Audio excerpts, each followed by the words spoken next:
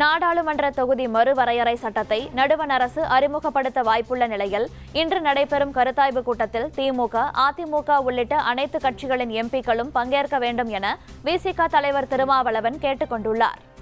தமிழ்நாடு நாடாளுமன்ற உறுப்பினர்களை ஒருங்கிணைத்து மக்களவை மற்றும் மாநிலங்களவை உறுப்பினர்களை எல்லாம் ஒருங்கிணைத்து கலந்தாய்வு கூட்டம் நடத்த முன்வந்திருப்பது ஆறுதல் அளிக்கிறது.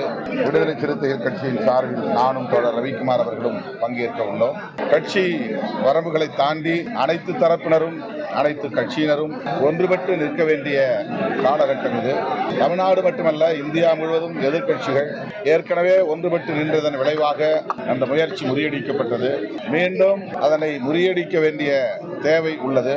ஆகவே கலந்தாய்வு கூட்டத்தில் திமுக, அதிமுக உள்ளிட்ட அனைத்து கட்சிகளை சார்ந்த மக்களவை, மாநிலங்களவை உறுப்பினர்கள் யாவரும் இதில் பங்கேற்பார்கள் என்று நம்புகிறேன். பங்கேற்க வேண்டும் என வேண்டுகோள் விடுக்கிறேன்.